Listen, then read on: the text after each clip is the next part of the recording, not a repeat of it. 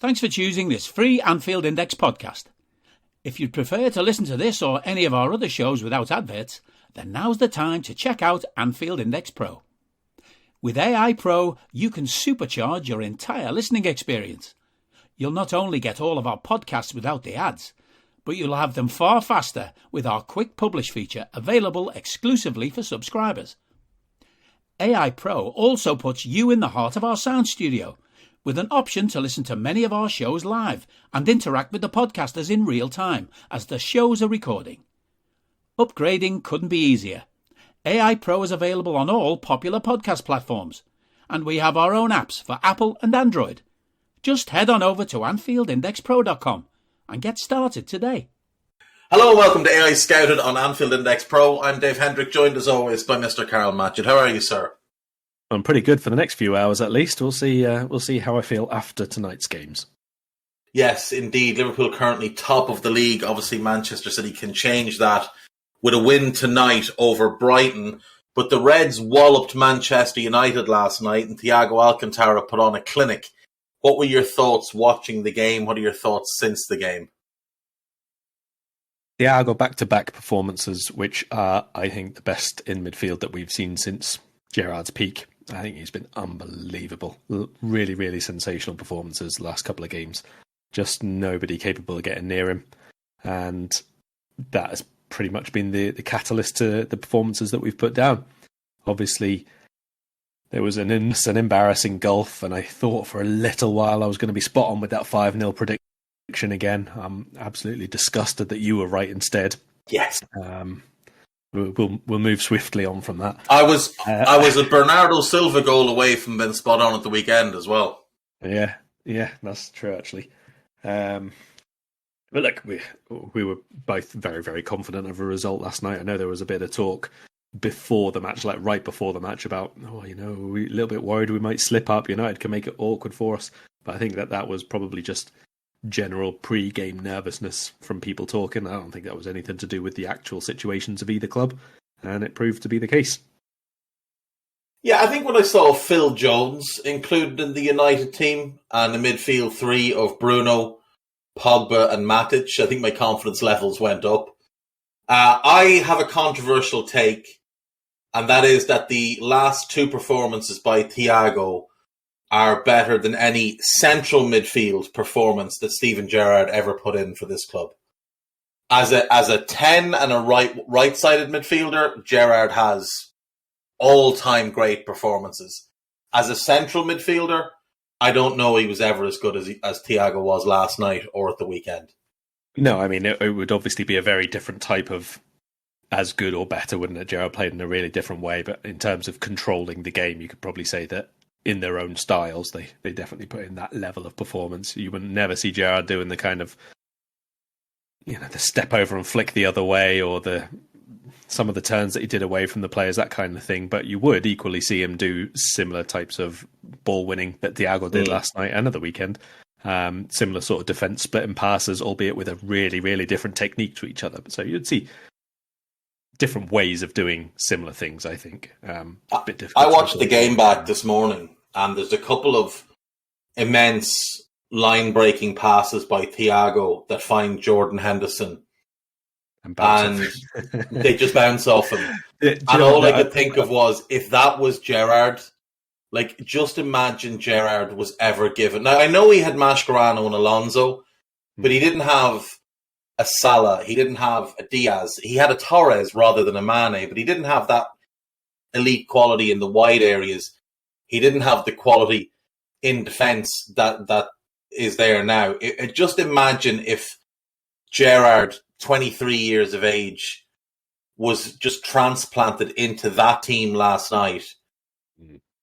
There would be absolutely no stopping that team. No stopping it at all. And we may well win everything this year anyway.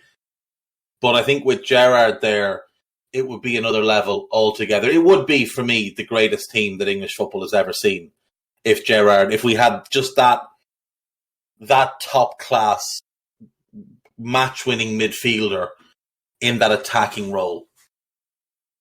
Yeah, I mean, I don't think it's a coincidence that some of Gerrard's best years, not even just games, was when he had Mascherano and Alonso and Torres all in the team together. Like that's what brings out the best of the best players as well. Again, it's not a coincidence that we're seeing some of the best of Thiago once the forward line has now got more depth, more competition, everybody really in form, all the rest of it. Whereas maybe earlier on when there was injuries all around him and there were misshapen defensive units behind him and all the rest of it, you didn't see the best of him on a frequent basis. These things go hand in hand. So I have to say that I'm probably thinking of one of the ones that you watched very early on in the game where Thiago's put it between about 4 United players and 2 Henderson. It's come off his foot and he's lost the ball, but then he's gone and won it back straight away. And I was thinking to myself at that time, that's like almost Henderson's biggest weakest point and his best strength there in that about 3 seconds of play, because he couldn't take the ball as technically as you'd want, like say Mane would probably do or Firmino would do, or Thiago would do obviously, but then he also just closed down like 2 players in a row, won the ball back and gave it really simply to Trent, and we started another build, and that was like the exact thing that we've always wanted the most out of Jordan Henderson to do. And well, his strengths have always been off the ball. Well, yeah, I think it's probably why we're seeing him play certain games now. Exactly, that's exactly it. I think that's why he'll be limited in when and where he plays. When we have the ball, you want him off the ball. Unfortunately, he insists and demands to be on the ball, runs at players, screams at them to give him the ball, and then just gives it back to them for no reason at all, other than to get those passing stats up. And then when they have the ball, you want him on the ball, except that he tends not to do that either. He did it last night to good effect. In the first half, I thought his first half performance was quite good. His second half performance was poor. But overall, he was okay last night. It was better than what we've seen him put forward for most of this season, but it was a level below the other 10 men in red. What about United, though, Carl? I mean, you're a slightly younger man than myself, but I can never remember a United team this bad. I have looked back through the 80s and watched as much footage as I can of the 80s. I don't think they were ever that bad. The 70s is before my time, obviously, and before yours, but in our lifetimes, have we ever seen Manchester United this bad, this disorganised, this disinterested? That looked like 11 lads that turned up with absolutely no interest in playing. They were walking in the first half. Pogba got himself a convenient injury. They look completely and utterly broken. Yeah, no other word for it, really. That's a club, I know, but a team which needs ripping up and starting again, to be honest. I think even the players who are very, very good at that club, and there are still several of them, I don't honestly know whether you can rediscover their best traits and their best form and consistency to the level that United want to be at and need to be at without taking them out of this club and this team and this environment and everything else. Because you just bring in another manager, and like we've said on a couple of other podcasts, that's not enough. That's not to change the atmosphere. That's not to change the environment that they're in, the mentality around the club, the expectations that are there from certain people. Obviously, there are a few there who seem to have an unimaginable amount of power, and so maybe that releases the pressure on them to perform. Maybe that's not the culture which has been, for example, created by Klopp at Liverpool. Maybe that's part of the reason why Liverpool don't buy the players who are already the biggest names at the very top of the game. They might be at the top of the game, but they're not seen as at the top of the game. Like Alisson, let's say. He wasn't seen as the best in the world, even though he probably was only maybe 15% below what he is now when we signed him. It's a very, very different kind of culture which you create when you bring in a name, an established, has to be built around kind of person. So maybe there's more work to be done there for United than in actual just general transfer terms. It's more of a culture issue, I think, because I mean, like, obviously I never played to any kind of level like this, but it doesn't matter. I don't see why that matters what level you play at, unless you're just having a kick about down the park. If you're playing in a team, every team that I've ever played in at whatever level has always been to win the game. I mean, afterwards and you have a laugh and whatever else, but during the match, I've never played with a bunch of people or in a team who haven't wanted to win. And even if you're losing by a lot, because I've played for some rubbish teams along the way, you still have a go. Like, at your own level, whatever you're capable of, you still have a go. But these guys aren't. You can see them walking around after 5 minutes. You can see them not doing the jobs that they're clearly been assigned to. You can see Ranić after the game saying, like 5 minutes in, and he's basically said they didn't do what I told them to. I mean, I don't understand how, one, they keep getting picked, because he must be tempted just to say, do you know what, all of you just get out and I'll play the under-21s or whatever. Yeah. He must be tempted to do that, because some of their performances, not just against Liverpool, this one was particularly bad last night because of the relevance and the context of the match, but loads of their performances this season have been like that. You need to go back a week to the Everton game, Carl. Go back a week to the Everton game. It was an absolute appalling. They played Watford at home about a month ago, and Watford were shit. They were absolutely terrible. I follow a couple of Watford fans on Twitter, and they were furious at how bad their team was, and they still got a 0-0 draw at Old Trafford. Like, it's unacceptable. And Neville hit on a couple of key things last night. I thought Neville was actually very honest and open in a lot of his views on the club. And one thing that struck me was when he talked about how, there's too many players there that are bigger than the manager, and how at Liverpool and Chelsea and City, the manager is the main guy. And it also got me thinking, you've got Pogba's there on 350 grand a week, and Sancho's on similar, and Rashford's on 250, and Maguire's on 250, and De Gea's on 400 or whatever he's on. It's you've got a whole bunch of people earning an awful lot more money than their manager. At Liverpool, I would imagine Virgil, maybe off his new contract, earns more than Klopp. Maybe. Even then, I have doubts. Salah, if he gets his new contract, will earn more than Klopp, as will Mane if he gets one. But their personalities are not like the personalities at United. Bruno's getting a new contract as well. That's 350 grand a week. Eric Ten Hag is going to come in. What's he going to be earning? About 100 grand a week, about 5 million a year. So when he's on that type of contract, and managers are far easier to get rid of than players, what's the motivation for these players? Like, are they really going to respect a manager who doesn't have the power to get rid of them? Because if they don't want to go, there's no way of getting rid of them. Harry Maguire has 4 years left on his contract, including an option year.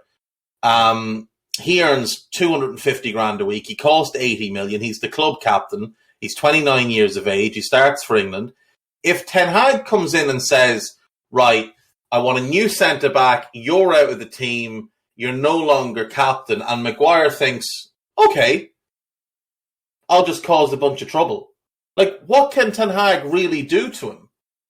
Because even if he fines him, there's only a limit on what he can fine him, and Maguire's still going to be more than comfortable. Whereas with Ten Hag, his job is on the line.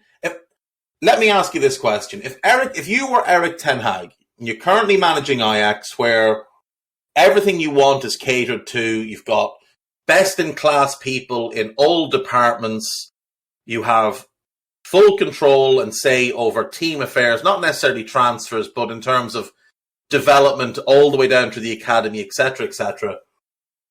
And you're looking at this Manchester United job, which you've apparently agreed to take but haven't signed anything for yet. If you saw that last night, would you be at least tempted to call your agent and say, look, I don't want to do this. Let me stay here for another year, and then next year I'll reassess, because potentially there'll be better jobs out there for me. Real might be available. City might be available. Let's hold off. Would you be tempted if you were him? Because I know I would. I don't know if I'd be tempted to outright do that, but certainly you would want a few assurances, like written down assurances, not just these ones that United seem to do on a regular basis. There would be quite strict criteria, I think, of what you wanted from the club in terms of like the support that you were going to get, in terms of very, very public backing, maybe from the several hierarchy figures, whether it's the new chief exec or whether it's going to be Darren Fletcher or whatever it is that they think that they've got in place as the structure. You would want things made really, really clear publicly and then behind closed doors to the squad. And, if you have a particular player you don't want there and you want to sell and you're not going to play and you're not going to build around, well, they have to get rid of them as a condition of you coming in. That's fair, but it's easier said than done. If Maguire doesn't want to leave, if Bruno decides to become troublesome, if De Gea wants to stay and whatever else. They're in a really bad situation. I agree with what you said earlier. I don't know that even with the few players at that club that you would potentially want, I don't know if it'll work with them at that club. Everything just seems toxic from top to bottom. You've got bad owners. You've got unqualified people running the football side of the club. You've got Darren Fletcher last night sitting on the bench. What the fuck is Darren Fletcher doing sitting on the bench? He's the technical director. Get him away up in the stands. Can you imagine Michael Edwards popping down to the dugout, tapping Kloppo on the shoulder and say, I have an idea about how we can change this? Like, Klopp would probably just quit on the spot, walk out and get in the first plane to Germany. And we wouldn't see him again. But yet Rangnick is sat there and this buffoon just wanders down and all of a sudden he's sat next to him. If that's the case with Ten Hag, if this type of interference and these type of unqualified people are going to be having big says in what goes on, it's doomed from the start. And to be honest, I don't think it matters who they appoint. Ten Hag, if he goes there, is doing it for a paycheck. I don't think there's any chance he's sorting that club out. Not while you have so many overpaid, underperforming players, the lifetime of whose contract has 3 and 4 years to run. I think it's a fool's errand, to be honest. Speaking of fool's errands, we were set the task on Discord, I think by Andy Wales, but if it wasn't, I'm really sorry. I can't think who it was. I think it was Andy that asked, how would we go about transforming Spurs under Conte into title contenders? Now, we've asked, and apparently we're not allowed to, burn down the existing club and start afresh. We have to be Spurs, so we can't just unspurs things. We have to build the Spurs team. So, I thought this was more straightforward than I expected it to be. Now, I sort of gave loose guidelines of a 50 million budget and then whatever we could generate through some sales. Didn't put any limit on the number of sales or the number of signings. How have you gone about this? Have you taken drastic measures, or are you thinking kind of subtle, incremental progression? I've added a couple of, 4 key players basically who fit Conte's way of playing and makes the starting lineup better, basically. Because, we can see already quite clearly that 3 things I think about Spurs. 1, Conte has improved them in general. 2, their attack is a lot better than their control of games and defence in general. And 3, that there are certain very easily upgradable people who he has to keep turning to at the minute, whether that's because of injuries or that's who they've already spent big money on or whatever. So I've gone for either 3 or 4, depending on how much we decide that these people are worth. I don't think that it's a 1-year thing to get them back into title contention, even with Conte, to be fair. But probably 2 years or just 1 year if they had a much bigger spend. But Spurs don't tend to do that. So I've also obviously sold quite a lot of people. Yeah, the restriction on Spurs will be their finances. They'll have to do a version of what we did, ideally. That's being realistic about it, not doing it like we're doing it here. They will have to try and add a couple of pieces each year. The problem they have, though, is that Harry Kane is, I think, 29 and Son is about the same age. So the 2 players you ideally want to be building around, by the time the rest of your team is ready to contend for a title, they're just going to be past their peak years and declining. Of the current team, so let's start with sales then. Let's start with sales. How many would you be looking to sell? Because I've got 5 that I'd be looking to sell. There's probably more, but I've stuck with 5. 7, 8, I think I've got. But one of them's a loan ending and one of them's sending out on loan as well. Oh, I've got Galini as a loan ending. I didn't include him, but so I've got him to go back. It hasn't worked. He's not very good anyway. There's no need for that. I've got my 5 sales. I've got Matt Doherty, Joe Rodon, Davinson Sanchez, Giovanni Lo Celso, and Tanguy Ndombele. And my logic with them is Doherty, his age and his talent, I just don't think he's a top 4 calibre player. Rodon and Davinson, there's already a bit of a logjam at centre-back there. I'm going to be looking to add 2 centre-backs into the group.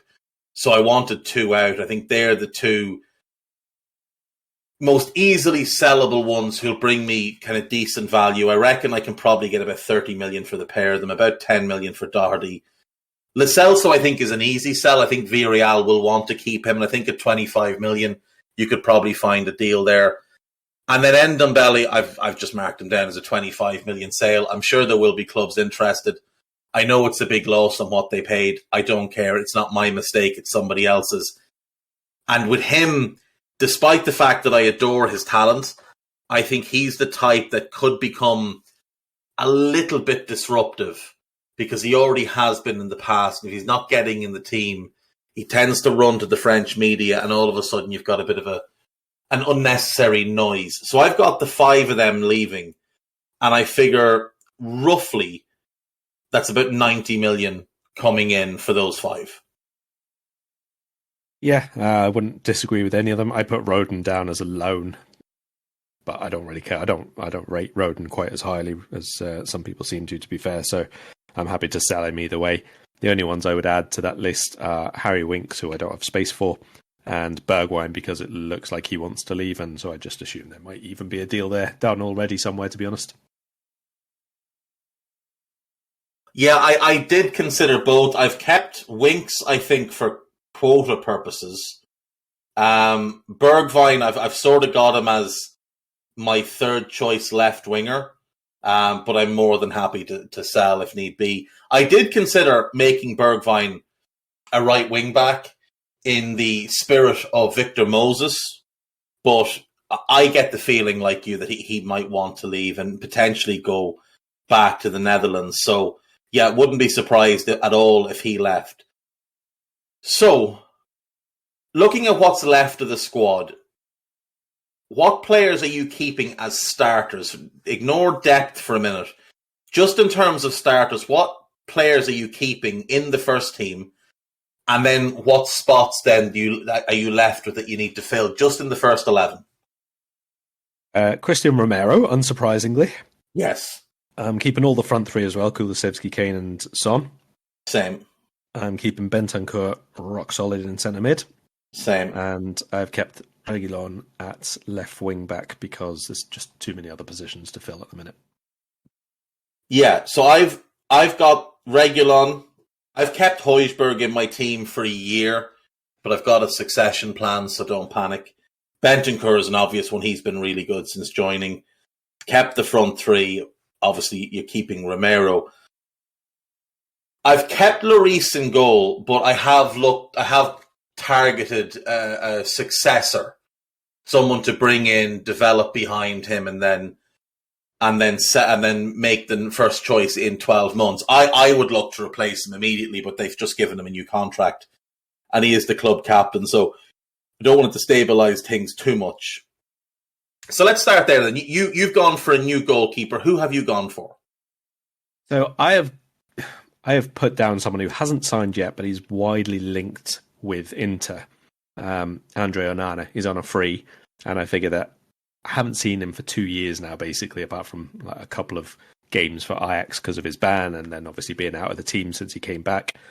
So if the Ajax deal is not done, because he's on a free and because of how good he was beforehand, I'd definitely make it a go of bringing him in, knowing that you've still got Lloris for the exact reasons you've just covered, who can be first choice, but Onana could come in and either take his place if Lloris carries on doing exactly what Hugo Lloris has been doing all season long, or else if Onana just proves to be very, very good, then he just comes in as a natural course of events. I think that's fair. I do think that's fair. He is strongly linked with Inter, but then that does seem to have sort of died off a little bit. Maybe it's a thing that it's just done and people are assuming it's done. But in watching Inter fans talk recently, they're not even mentioning him for next season. No, I mean, he was supposed to have had a medical with them earlier in the season, but there was nothing official at all. It was just a couple of reports. And actually, in the last international break, he was actually involved in a car crash as well with Cameroon. He was okay, nobody or anything like that. But again, when those reports came out, there was nothing about his future, how they would normally give a bit of background and describe the player. Again, nothing at all, just Ajax goalkeeper. So as far as I'm concerned, it isn't done. And so I'm swooping in, me and Fabio, with his Juventus contact book in hand, and me pointing out all these other players who play for other teams, and we'll get the deal done. You don't just have to buy players from Turin, Fabio. There are other cities in the world, is what I'd be screaming at him endlessly, because the man seems obsessed with players from Juve and Torino.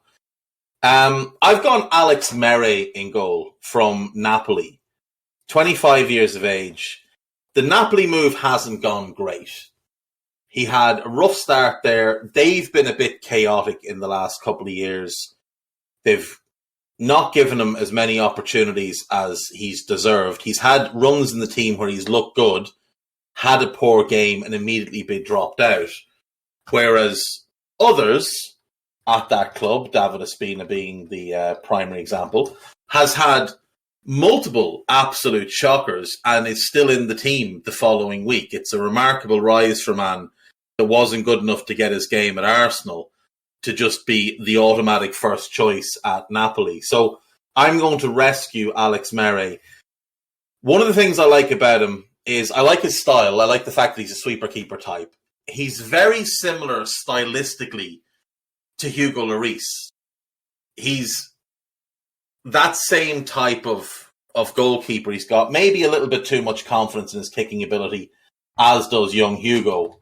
But I think someone like Alex Mere is the type of keeper who has a high upside and can be developed into the keeper he promises to be. What I also like about him is he's left-footed, and Hugo Lloris is left-footed.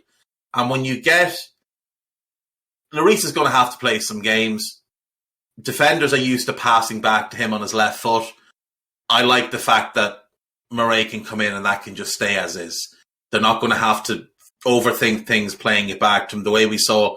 Like that Mane goal against City, I am fully convinced that is entirely John Stones' fault, because he plays it back to the keeper's left foot, and that's a right-footed keeper. He also dallied on it far too long and invited Mane in, but he played it back to the keeper's left foot.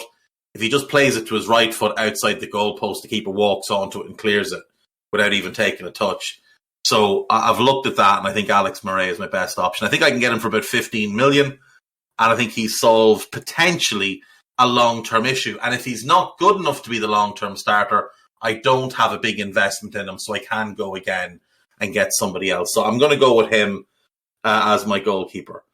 So I've got him, I've got Lloris, and I've got young Brandon Austin as my three keepers. You mentioned Reguilon as your left wing back. Can I assume Steven Sessegnon is your backup there and you're not looking to bring anyone in that position? Yeah, that's right. Okay, I'm exactly the same. Let's go to the right then. So I've marked Emerson Royal down as my backup right wing back, and I think I need someone that gives me a little bit more attacking quality, a little bit more ball carrying ability. I think Emerson has been better than people have made him out to be. I don't think he was worth the money they paid for him, but I do think he's a decent player who can be a good squad player for them for the next few years if they decide to hang on to him. So I've gone for Max Aarons because I think talent-wise he's very, very good. I think he's shown he can play in this division. Norwich are going down. I assume he will not go down with them again. And I think 20 to 25 million probably gets me Max Aarons and gives me my wing-back quartet.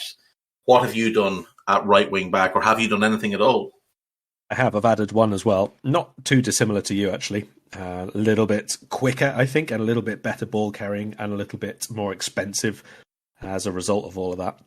I've gone for Tariq Lamptey. I am willing to go quite big money here, actually. I think this is one of the key areas for Conte team to upgrade. It's one of the most important roles in his team. And I think Emerson is not really of the caliber of a player to get a team up to title challenging level of quality, to be honest. I don't actually think he's that much of an upgrade over Serge Aurier, other than he has better, how should we say, functioning brain power? Well, yes, that in terms of not doing stupidities, but I mean, like in the final third when he's got it and when he's ready to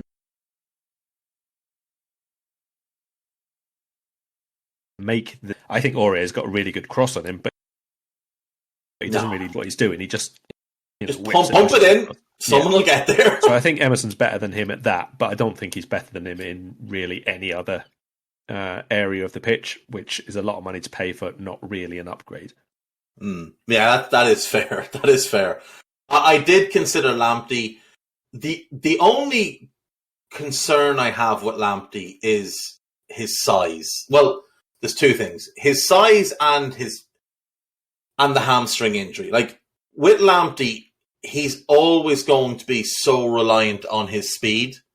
Yes, because he can't cope physically. Like he's not strong enough to compete otherwise. But his speed is absolutely incredible. It's an explosion of pace that you don't see very often. And coming off a hamstring injury, and I know he's been back from it for a few months now, but they've been very careful with him since he came back.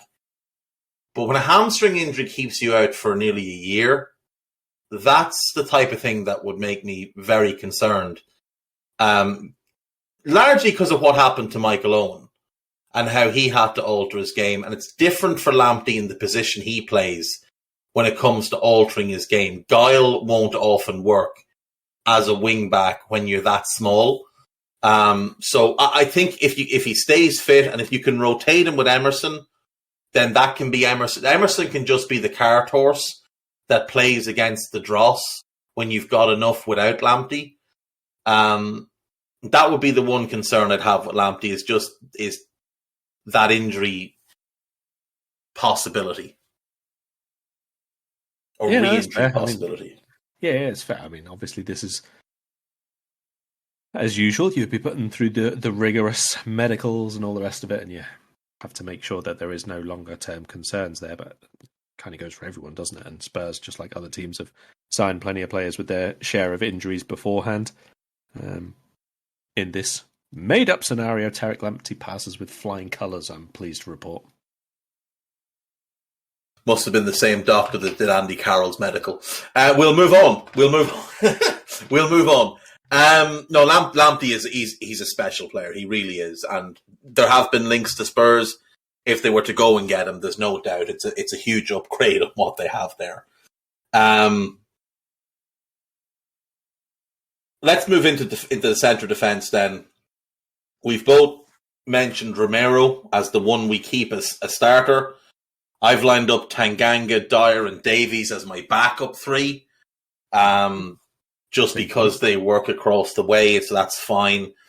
So I've got Romero as my right-sided centre-back in the three, because I think that's where he's been playing. It's probably where he fits best in a Conte three. There's definitely a strong argument to play him in the middle as well, depending on what you put either side. But where have you put him first and foremost? Yeah, on the right as well, actually. I think, judged by this team and obviously the Inter team, it's the best fit for him under Conte. I like Romero as the central one. I like him playing from there. I like him covering from there. But that's not quite the role that Conte has his central centre-back doing. That's more of the clearing, get your head, boot the ball, do what is necessary to, bring down by any means necessary anybody running through, stop that ball getting anywhere near the penalty spot. That's the kind of thing he wants there. That's the job which has been given to Eric Dyer, obviously. So I think Dyer's been performing better there than when he's asked to play in a two and he has to play a little bit more. I think there's still a bit of a misconception about him sometimes because he used to play in midfield that he's a really good ball-playing defender or anything, but Dyer's best performances in a back four as part of a two-man defence came when he was alongside Toby Alderweireld. And Alderweireld was the one who was playing out. He was the one who was switch and play for Spurs from deep. He was the one who was basically starting everything from the base. And Dyer's role was to clear the ball. And Dyer's role was to make headed challenges and all that kind of stuff. So Dyer is my backup in the middle, Romero on the right. And I haven't spent too much for the middle one because I think it's a pretty functional role. And I think it's probably a little bit easier to find someone for that. but I've gone big on the left side of the defence.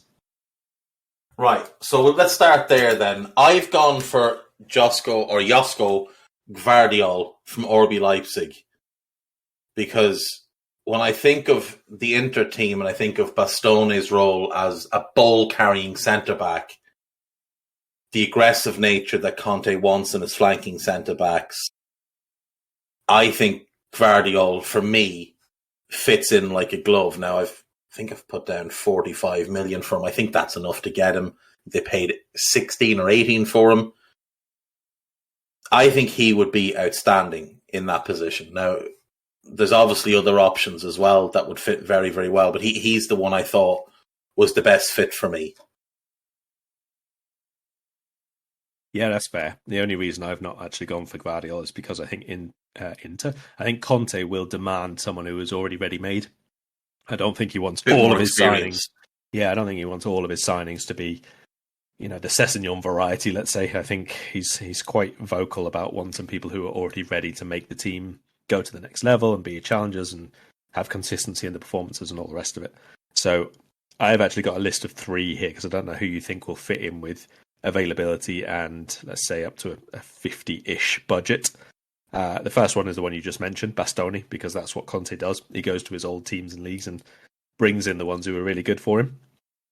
I doubt he would be available. So next in line, we've got Bayern Munich's Lucas Hernandez, who is very, very good, but does not always play for them. The left side of 3, I think, is his best role overall. Yeah, perfect role for him. And if not, then slightly below those 2 level, but definitely more available, is Pau Torres. Yeah, I think Pau's probably the one who has the availability factor. It's hard to know with Lucas Hernandez whether Bayern would be open to a sale or not. Now, Oliver Kahn has been out recently saying that Bayern are a little bit strapped for cash and they may have to look to get a bit creative this summer.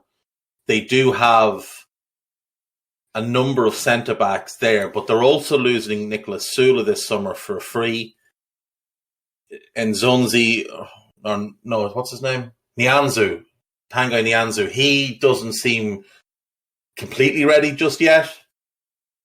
Upamecano's had a bit of a nightmare season. They could move Pavard into the centre, and that gives them at least another body there. So maybe they could be convinced to sell Lucas Hernandez. But I think Pau Torres is probably... He's definitely the most gettable of them. I think, like you said, he's the one a slight level below the other 2. The other 2 are really, really good. Bastone's special. I think Lucas Hernandez is outstanding. Pau's very, very good, but he's not quite at the level of those 2, I don't think. He feels more of a Spurs player. He does. And he looked quite good in that white shirt as well, to be fair to him. But yeah, there's maybe a little hint of softness with him. Yeah. That's a little bit Spurs. But yeah, I think he's obviously a very good player. That's why he's been linked to a multitude of top clubs. So I could absolutely see that. Right, into the centre. I have a feeling we might have the same player in the middle. I'll let you go first. Who have you gone for your middle centre-back? Well, to mitigate the risk of what you've just said, that Pau Torres can sometimes be a little bit softer or a little bit less resilient. And like I said, I want someone to do the clearing and the heading and the doing whatever you need to. I've gone for Bremer. Oh, I was not expecting that. I was not expecting that at all. That is a surprise. I've gone for Stefan de Vrij. Out of contract in a year, 30 years of age, ready-made for Conte because Conte made him what he is right now, playing him in the middle of that back 3 at Inter. He knows Conte's system inside and out. He has been a consistent quality presence in back 3s and back 4s for years now. He's an organizer and a leader, which is something I want, especially when I've got Romero, who can at times get little rushes of blood to his head, and Gvardiol, who's quite young. I think de Vrij is the steadying hand in there to do all the things you just mentioned, the heading, the kicking, the taking players out when they need to be taken out. I've gone for Stefan de Vrij. I actually thought you would go for de Vrij. Bremer surprises me. Would you be a little bit concerned about the potential for him and Romero, who are both hyper-aggressive, to evacuate position at some point and go chasing a ball and leave an enormous gap behind them. I mean, it sounds to me like you're just describing Sergio Ramos for the last decade, but whatever.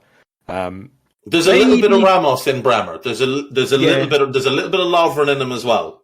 But I think that playing in the middle of the three this year has really helped him rein He's that been in. great. Yeah, he's been excellent this year. I think when he's been basically told, this is your zone. You go any more than like 5 steps to the side of the D, you're in the wrong place. That's kind of his zone now. And I think that has helped him be a little bit more consistent in terms of his positional play, not have to go chasing the ball. Like I said, I don't want him to be the one who's chasing out into the channels. I just want him to be there.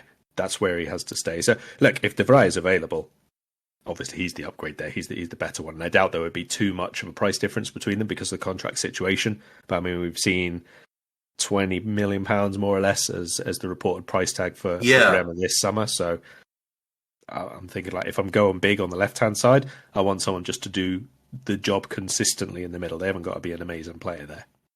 It's true. Now, the rumour, obviously, in Italy at the minute is that De Vrij will leave and Bremer will go to Inter.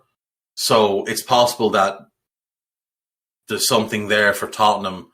But like you said, I mean, look, if you can get Bremer and you can keep him in the box, and you can, that box of you go here to here and here to here, and if I see you outside of them, you're immediately coming and sitting down beside me, and we're going to have a 10-minute conversation about what you've done wrong in front of the world's cameras, which is what Conte will do, because he will lose his shit. He gets so upset when people don't do exactly what he's told them to do. Look, Bremer's he's having an outstanding season. There is absolutely no doubt. I would say, along with Tomori, he's probably been the best defender in Serie A this season. I did consider Fikayo Tomori, I have to say, as part of this, but I've gone for the older guiding hand of Stefan de Vrij. So, so I've got Romero, de Vrij, and Gvardiol. You've got Romero, Bremer, and Pau Torres. That's the back three, the keeper. We've sorted the wing backs. Moving into midfield, I've just stuck with what they have. I've gone with Bentancur and Højbjerg with depth of Skip and Winks and Pape Matar Sarr, who they bought last summer, who I'm looking at as being a starter in 12 months' time, which is why I'm not looking for a replacement for Højbjerg, because I think I've got him in-house in Sarr, who looks like he's going to be really, really special. So I'm happy enough with my midfield 5. It's not a great midfield, it's not a sexy midfield, but it's functional. And under Conte, all I really wanted to be is functional. Get the ball, give the ball, don't do anything stupid. Be where you're meant to be, do your job. So I've stuck with that. You've kept Bentancur. What have you done beside him? So I've kept Skip and Sarr for the same reasons as you say, a bit of backup and squad depth and see who can push on to become a more consistent first-team player in the following seasons. But I've added one who I think could be fairly low risk with a potential really high upside. I think the only thing that between that Højbjerg-Bentancur partnership, which I do quite like, is that sometimes I think it lacks a little bit of guile, a little bit of quality, moving the ball through the thirds, someone who can not be an attacker midfielder, but who can basically do what we've been speaking about Thiago doing, to be perfectly honest, get the ball into really dangerous areas in a bit more of a clever way at times. Spurs sometimes look a little bit rigid. They sometimes look like they're playing a bit too slow tempo. So he's had a load of injury problems, and I don't imagine that he'd be someone who could play every week. So Højbjerg, Bentancur often, but in principle, when possible, Bentancur and Corentin Tolisso on a free transfer. I do like that. I think that's a low risk, potentially massive reward type of move. Tolisso's ability to progress the ball, his power, his ability to carry the ball and just bounce off people is really, really rare. And, you know, we remember when he was at Lyon, he looked like he was going to be the next all-conquering midfielder, but as you said, he's had a bunch of injuries that have just slowed him. I have to say, as you said, he's had a bunch of injuries. I was thinking he's going to say Rafinha here. He's going to say, who better than to replicate Thiago than his brother. And I know you love him. So I was thinking he's going to stick Rafinha in here somehow. But no, Corentin Tolisso is a really good shout. And I don't imagine there'll be a massive market among the elite clubs for him, given the injury problems he's had. He'll want a hefty enough wage. Yeah. But if he works, that's a hell of a player. If Spurs get top 4, they can probably afford that kind of outlay without a guarantee, especially if it's only like, let's say, 2 years plus another one on appearances or something like that. Yeah, exactly. And to be fair, you've moved out Winks, who earns a decent amount of money. We've moved out a couple of others who are earning decent chunks of money, like Lo Celso and Ndombele. So, you're going to have a bit of extra cash to play with there as well. Right, I do like that. I was not expecting that. I do like that. Right, we've both stuck with the same starting front three. I've kept Bryan Hill as a backup to Kulusevski because even though Kulusevski's bigger and stronger, there's somewhat similarities between the two. I've got Son and Mora / Bergwijn on the left. The one last thing I wanted was a backup striker. Have you added anything in the front three? I've just added one, and it's another free transfer. I got rid of Bryan Hill as well, or loan back out, or whatever. And the same with Jack Clarke, who I don't think is ever going to do anything at Spurs. But because they've got quite a few really talented young kids, some of them have already played in Europa League this season, that sort of thing. I've only added one. So I've got Lucas Moura as my backup wide forward as such, and then I've added one more 9, but who can also play wide. And I've been a little bit naughty with him. It might cause a few issues between the clubs. I don't really care though. So I have actually signed Arsenal's Eddie Nketiah on a free transfer. I don't think that's the worst move in the world. I think he's really talented. I think he's got real potential. Like, if I'm Brighton and I'm screaming out for a goal scorer, why don't I offer him a big bag of money? Like, I think he's good enough to start in the league. So absolutely, as a backup to Kane and also an option off the bench who can play with Kane, you'd have no problem at all. Mid-game, you're one down, there's 15 minutes left, you take off one of your centre-backs, you slot it to a back four. In your case, it has to be Bremer. You're not playing the back four with Bremer. So Bremer off, Nketiah on, Nketiah and Kane through the middle. Son and Kulo can just go wide and play as wingers. Aarons and Reguilon, or Lamptey and Reguilon, in your case, more than comfortable as fullbacks. I don't mind that at all.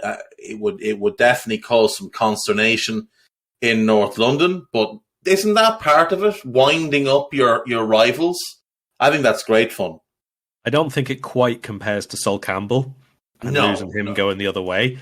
And if they really wanted to, you could probably try and get Lacazette, and he would kind of be the same in terms of he's been the captain recently and that sort of thing. But I think Nketiah is doable. I think it makes sense for him because he's never going to get a chance at Arsenal. Maybe he should step down to be a starter.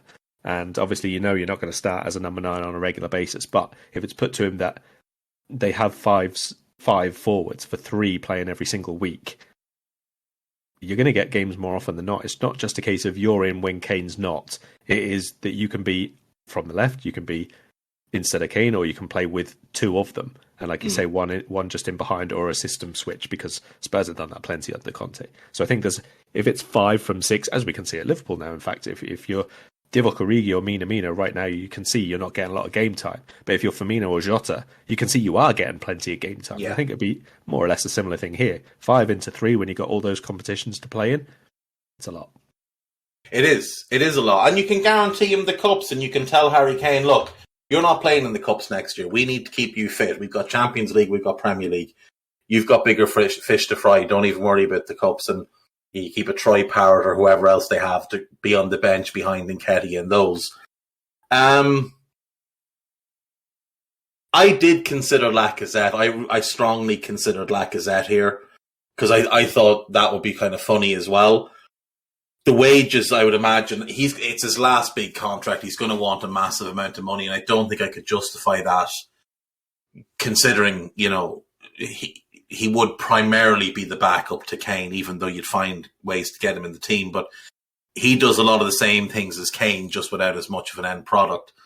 I also considered Patrick Bamford here, because I think he's a bit of a poor man's Kane and can do some of the same things, but he's always injured. Like, if I'm getting someone in as a backup striker, I kind of need them to be available.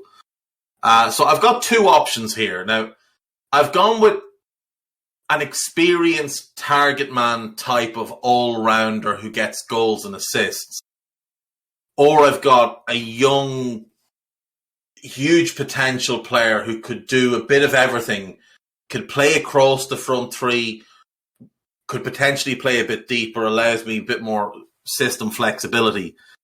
The two names I've got here, Ludovic Ajorca of Strasbourg, who I think has like 11 goals and 8 assists this season. He's like 6'6". There's a bit of Weghorst about him. I think he's quite good. I don't think he's a great player. I wouldn't ever suggest him as a starter for a team with title ambitions. But I think as a squad player, I think there would be merit in him. And the other one is the one I'd probably go for, because I always will bet on upside, is Charles de Ketelaere from Club Brugge, who I'm really high on and would be very much in favour of Liverpool looking at this summer. I think he's someone that has massive potential to be a very special player as a 9, as a false 9, as a 10, as a wide forward, whatever. Kind of like, I don't even want to say he's a poor man's Kai Havertz. I think he's the smart man's Kai Havertz, because I think he'll cost about a third of the price of Kai Havertz. And I think his upside and his potential might be very, very similar to Kai. So I think I'd go Charles de Ketelaere as my fifth and final signing. So I've got Aarons, Meret, de Ketelaere, Gvardiol and De Vrij coming in. You have Nketiah, Tolisso, Bremer, Onana, Lamptey and Pau Torres. You've got 6, is that right? Yeah, 3 on a free. 3 on a free. Working that free transfer market. And you have to. You've also ticked one of the boxes that I haven't ticked. You've signed somebody from the city of Turin, so Paratici's kept happy.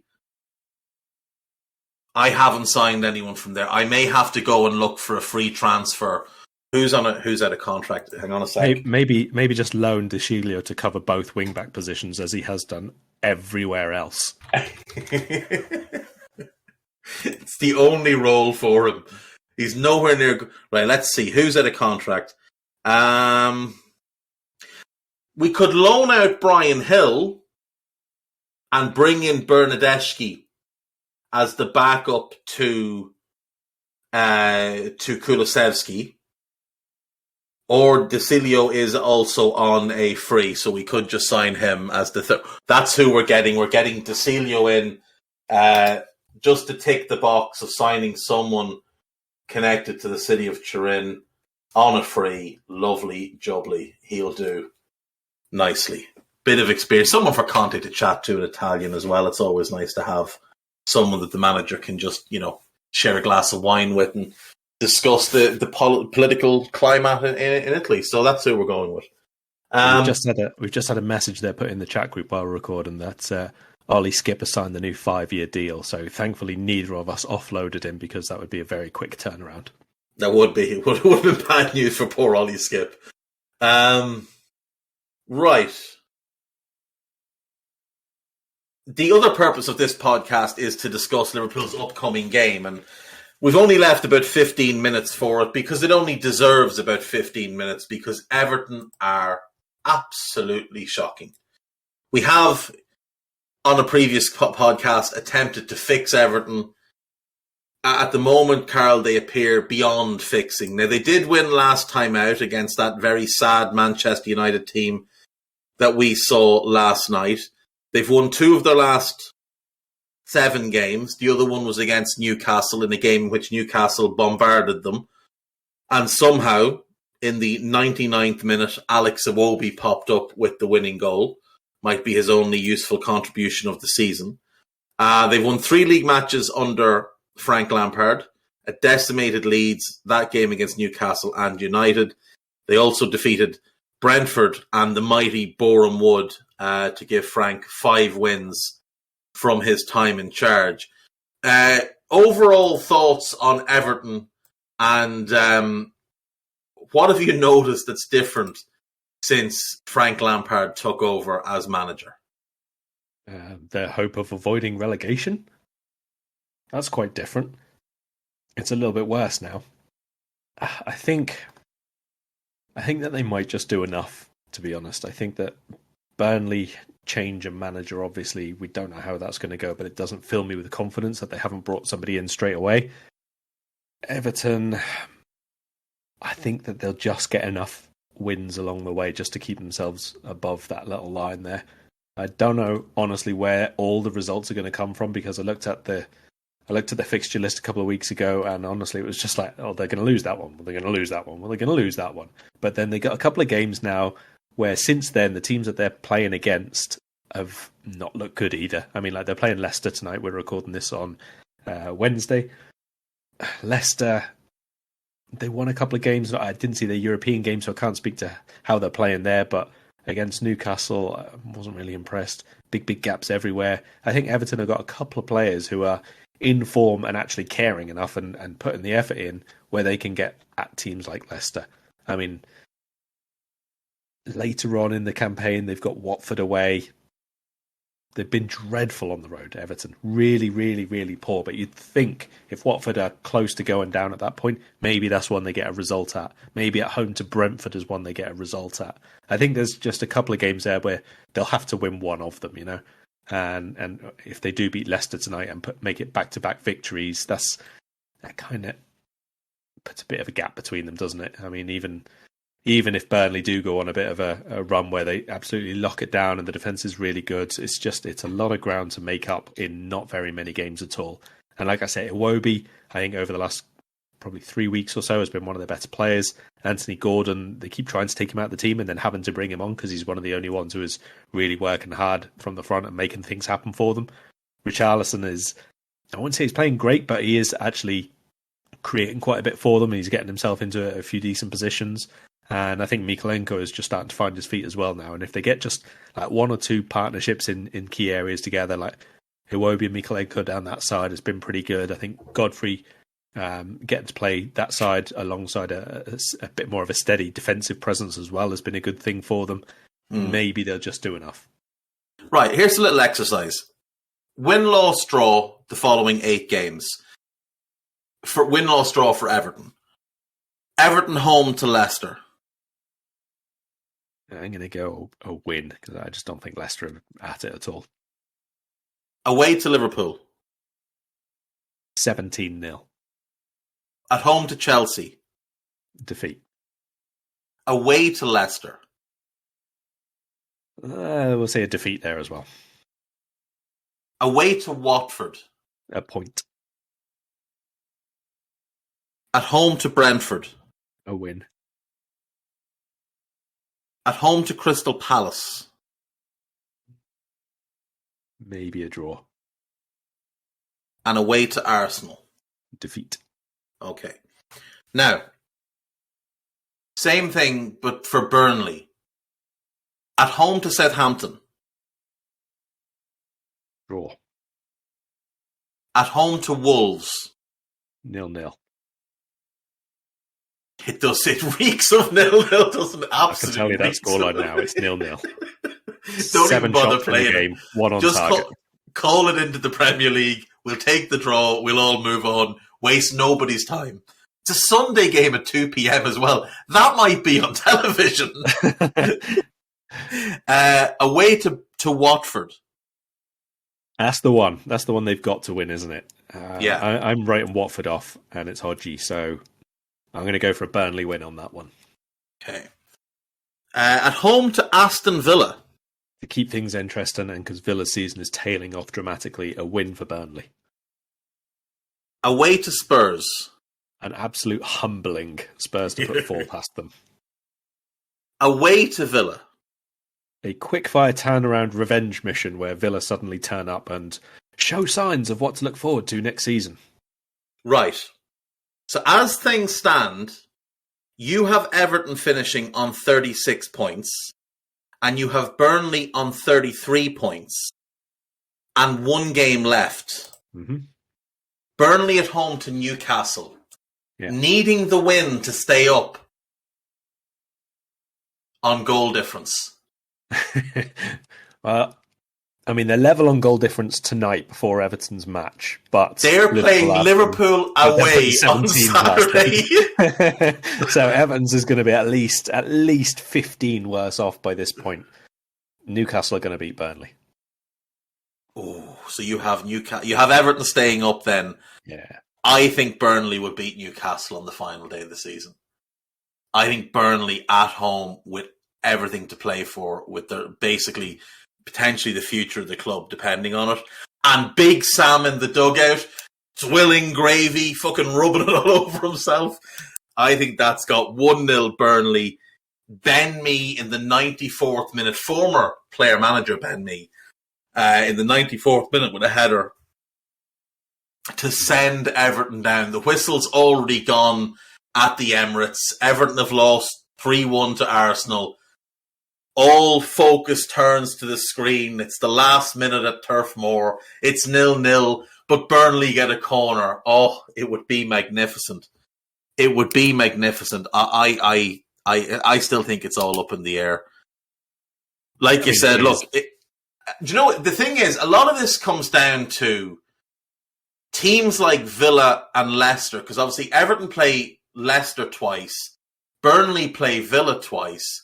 Both of those teams are a little bit tragic and likely to be very much on the beach across these next couple of weeks. Although Leicester rather at least have to keep focus for their European Cup, European Conference games. It's just, when I look at the Burnley fixtures, the only one I look at and think you're getting slapped is Spurs away. Whereas when I look at Everton, I think Liverpool will slap you, Chelsea will slap you, Arsenal will slap you, Leicester could slap you at home. The only thing that's a saving grace for Everton is they do have Watford, Brentford and Palace as 3 of their last 4, all of whom could potentially have no real interest in the game. They might all just put their feet up and think, right, that'll do us. We're fine now. So we don't have to worry. Or in Watford's case, we've been relegated. Nothing matters from here on. It's going to be fun. It is going to be fun. But tell me that if we won the quadruple and they got relegated, that wouldn't just be the cherry on top of the world's biggest cake. I mean, we're talking diabetes for half of Merseyside, aren't we? Absolutely. And alcohol poisoning for the other half. If either in celebration or mourning, one or the other, everybody's getting absolutely tanked. Look, they haven't been good under Lampard at all. They weren't good for a long time under Benitez. Truth be told, they haven't been any good since the month of September ended. Since in the first 6 games, they won 4 times. They have won 4 times since then. They have been an absolute shambles for most of the year. If they stay up, it is purely because of the incompetence of Burnley, Watford and Norwich. Very little to do with Everton. Though if they stay up, Jake Humphreys will absolutely tweet that Frank Lampard has worked a miracle in keeping them up.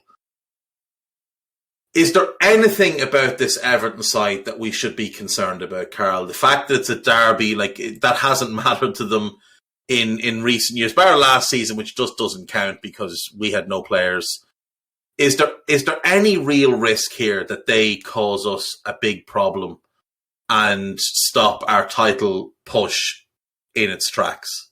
There shouldn't be. There shouldn't be at all. They've been bad, but they've been worse away from home, dreadful away from home. He has made them noticeably and considerably, objectively and subjectively, worse away from home. No question about it. So we should not have any issues whatsoever against Everton at any point. It doesn't matter. We could be playing them on I don't care. Play them at Wembley, play them in Germany for all I care. It doesn't matter. We should be beating them. But at Anfield, with the run that we're on, with the performances we're putting in the minute, with the players that we have in form right now, of course we should be beating them. The best method that they have at the minute in terms of build-up play and causing problems to any opposition is that left flank of theirs. Mykolenko, I think, is just about getting himself sorted out and settled in now. He seems to be given a run of games to be trusted as such. Him and Godfrey, like I say, is starting to get a little bit of a partnership there. Unfortunately, on the other side of Godfrey has been Michael Keane, who has been a consistent train wreck still, and it's just not happening for him at all. So whether there's changes or they try to do what United do and do a system change there again, because it's been quite inconsistent as well up until the last couple of games for Everton. But between him and Mykolenko, and between then Iwobi ahead of him, and then Richarlison down that side of the attack as well. That's where their best play has come from. That's where their most, I think, best pressing has come from, and counter attacks from that side. That's where most of their open play creativity seems to be stemming from at the minute. And then Anthony Gordon, just as an individual, someone who can run all day long and is really working hard for the team. And he is, honestly, he's playing very, very well indeed. Like, whether he's starting or coming on as a sub, I think he's consistently being their most impactful player. Which doesn't say it always goes right or that he makes something really good happen at the end of it, but he's trying his ass off. Like, basically, he's the go-to guy for them. He's an impressive diver as well. Oh yeah, absolutely. I mean, like I said, I'm not saying that all of the stuff that he's doing is good, but he's trying it all. He is trying every single bit of it. Like there have been plenty of them at the end of it where he's done like a really hard, powerful run, and then his cross at the end of it has been rubbish. And there's been nobody in the middle anyway, but he's trying. And nobody else was carrying the ball. Nobody else was taking the fight to Newcastle, to United for a period where they were just defending with like 8 people and just hoping that United would keep doing absolutely nothing, which they most obligingly did. I would be a little bit more concerned about Everton than I was about United, to be honest, in terms of that derby context. They'll want to stop us, all that kind of thing. I don't see any of that from United at all. I would see more of it from Everton, and I would see more of it from Everton's fans as well. So, yeah, I think that's a good shout. But overall, the thing we know is that they're going to turn up, and Jordan Pickford is going to care. Seamus Coleman will care. Anthony Gordon will care. Richarlison will care. Those 4 lads are going to turn up and give a shit. Pickford, because he's just a little ball of rage. Coleman and Gordon, because Everton is their life. And Richarlison, just because he hates Liverpool. Those 4 are at least going to try. So that alone is a bigger test than what we saw last night from United. There are obviously huge weak points in this team. Defensively, they've conceded 52 goals this season. They're not good defensively. They've scored 33 goals. They're not good going forward. You mentioned their away form. They have played 15 games away from home this season. They've won 1 of them. They've won 1. That was against Brighton in the 3rd game of the season. They've drawn 3 away games. They drew to Leeds in the 2nd game of the season, United in the 7th game of the season, and Chelsea, surprisingly, in the 17th game of the season. Every other league game they have lost. And they have not been good in the vast majority of them. Spurs pumped them just over a month ago. Southampton beat them comfortably. They gave West Ham some problems. But I mean, Burnley beat them. Burnley beat them at tough. Burnley don't beat anybody.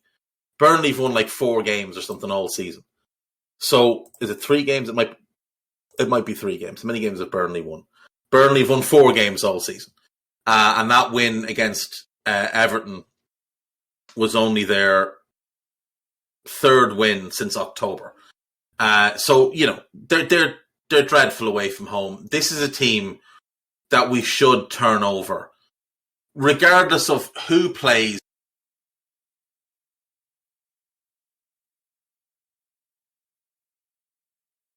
work that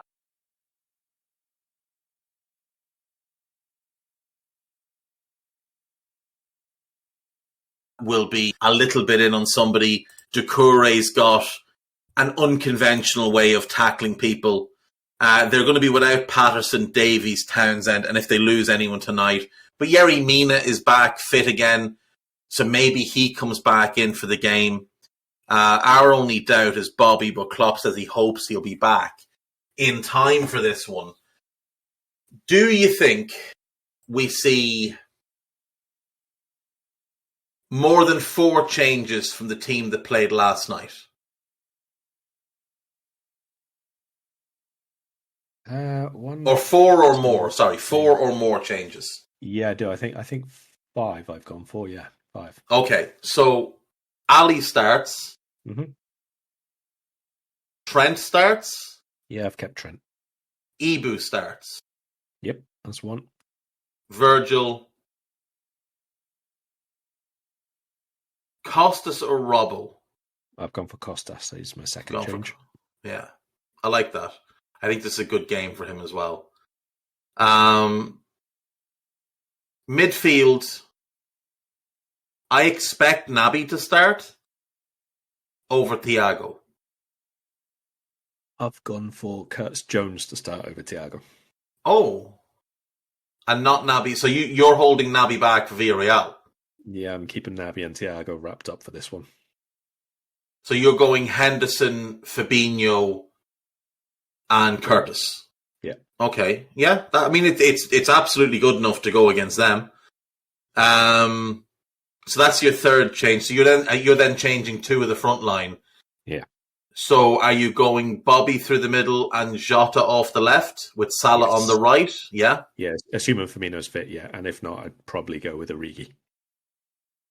And keep Sadio and Diaz wrapped up for Sadio's going to come on for sure. And yeah. One of Thiago or Keita probably will be needed or whatever. But the sadist in me really wants to see Diaz running at Seamus Coleman. It really wants to see Diaz running at Seamus Coleman. I could even see like the final 10 minutes, that kind of thing, and there still might be 2 goals in that there. Whoever plays, I'd like to see someone with pace playing through the middle, because Michael Keane is sans pace, to be polite. He is terrible, absolutely terrible. I'll be curious to see how they line up. I'm expecting it to be basically what they've been going with: Pickford, Coleman, Keane. I don't think you bring Mina back in for that one. We'll see if he starts tonight. Godfrey and Michaelenko. I think that's probably the back 4 he picks. Doucouré, Alan, and Iwobi as a 3, and then Gordon, Calvert-Lewin, and Richarlison as a 3. Yeah, unless Gray starts and Gordon comes on as sub again. Yeah, the only other option might be that he doesn't start Calvert-Lewin, that he starts Richarlison through the middle and plays Gray and Gordon on the wings and looks to bed in, play basically a 5-man midfield and just try and hit us on the counter with pace in behind our fullbacks. But it's Frank Lampard, so I'm not expecting too much in the way of a tactical game plan, because if you've got a tactical game plan, go out there and run around a bit, lads, and express yourself. Doesn't really hit the same way. That's enough talk about Everton. What is your prediction for this game? And 17-0 is not a real prediction. Oh, that was just my first half scoreline. I'll tone it down. I will go for back-to-back 4-0s. Yeah, I think that's fair. I'm going to back Henderson to score in this game. That's how dominant we're going to be. Henderson's going to score. Milner off the bench as well. He's going to score as well. Here's one for you. Here's your trivia question of the day. We are approaching the end of the 7th and hopefully final year of James Milner's tenure at Liverpool. How many goals from open play has James Milner scored for Liverpool? 3? 7. Oh. 1 a season on average. There you go. And most of them came in his first 2 seasons. In his defence, he's been a bit unlucky a few times this season and last. I remember one of his shots getting blocked by his own teammate. One hit the post, and then there were a couple he should have scored. Maybe didn't do too well. Carol, there's no bad luck when you're James Milner and someone is paying you 150 grand a week and allowing you on the pitch with this Liverpool team. There's no bad luck in your life. All your luck has come in at once. Everything else is just the way the world works. Yeah, Milner getting a goal would be nice. I'd really like to see him come on with like 4 or 5 minutes to go, and we're well ahead. Like 4-0 like last night's the perfect time to bring Milner on. You bring him on, he goes in for one of his tackles on Anthony Gordon. Gordon doesn't get touched, rolls round on the ground. Milner goes over and just like a dad playing football with his kid in the park, puts his arm around him and says, look, you need to sort your life out. What are you doing? First of all, you're an Evertonian. There's the first thing you need to change. Let me, with my wisdom, guide you through the remaining, the years of your life, because I can live through you, and just take Gordon and turn him into just a nicer human being. Because, when he's an Evertonian and he's a diving little twat, he's got that snarly little face, all you really want to do is give him a bit of a slap. You've gone 4-0. I will go 5-0. I will go all in on the Reds to win 5-0. I think Bobby gets a brace if he plays. If not, Jota's going to run wild. Salah's back in form, and what better thing for him to see than some nice blue Everton shirts, because he always seems to get a little bit excited by the Blues. And that's it. We will leave it there. Anything else you want to touch on, or anything you've got to plug before we go? Usual European piece before the weekend. Cool. Check that out on The Independent. Follow Carl at Carl Matchett and read his work on The Independent and This Is Anfield. Follow Guy Drinkle at Guy Drinkle. Listen to the Two Footed Pod every day at 4 p.m, sometimes a little bit later, but generally at 4 p.m. The Daily Red every day around lunchtime. The Spurs idea was not from Andy Wales. It was from KR99. So thank you to him for the idea. And that is us. We will see you again soon. Bye-bye. We hope you enjoyed listening to this Anfield Index show. Please be sure to subscribe to our channel so future podcasts find their way to your device automatically. There's nothing quite like fan engagement, and we'd love to know what you think of anything discussed on this show. The best way to get in touch is over on our free Discord community, where both podcasters and listeners debate the hottest LFC topics 24/7. Sign up free now at AnfieldIndex.com/Discord. You won't regret it. You can also follow us on Twitter at Anfield Index, and find us on Facebook by searching for Anfield Index. Oh, and before you go, we'd love it if you could leave us a 5-star review on your favourite podcast app. It only takes a couple of seconds, and it means the world to the people who create these free shows.